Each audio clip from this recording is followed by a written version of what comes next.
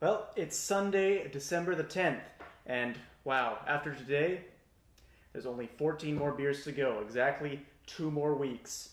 Yeah, we're getting close to Christmas. We're getting close to the end of the box, and I am pumped. Not pumped for it to end, of course, but pumped to get the rest of these beers down my stomach, into my stomach, and tasting them.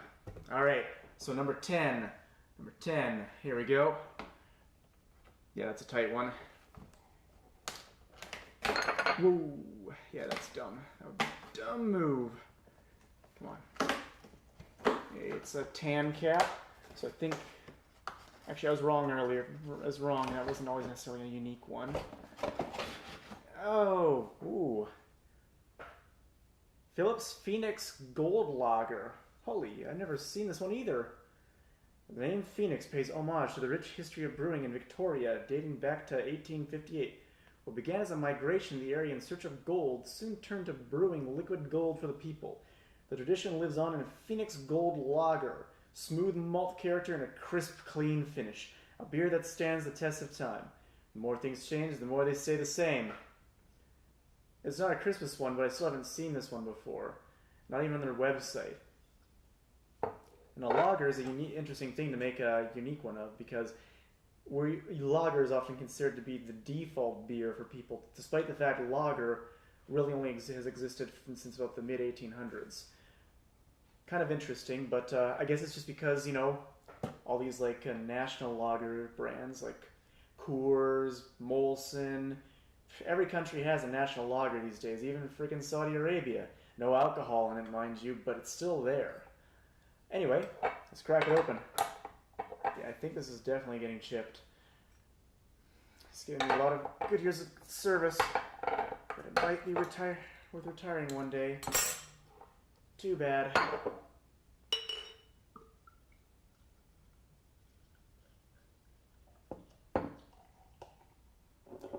Alrighty, so this is a gold lager, and it looks like pretty typical lager flavor color, which is, you know, can be considered kind of golden. But then again, goldfish aren't really gold colored, but you know, there's nothing wrong with them. Let's see. Definitely malty. There's a lot of sweetness to it, which you don't expect from a pure lager. Expect it to sound pretty typically lager-like, which a lot of people consider the typical beer flavor and scent. Kind of bile-y if it's a cheap one. This one definitely smells sweet. Very unusual, but I'm down for it.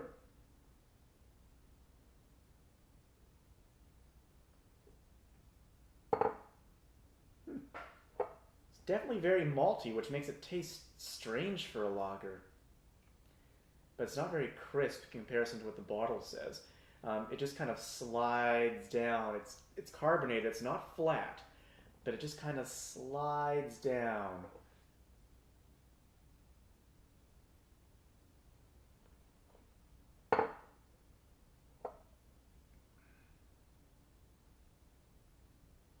Yeah, so it's refreshing and malty, but it does have kind of a bad habit of making it seem like a really cheap malt liquor. It's better than those, but it definitely, like, when you have a lager and it tastes malty, you can't help but think of ghetto beer. So it's kind of creating a very strange sensation in my mouth when I drink this. It's not bad, but there's things about it that remind me of cheap malt beer.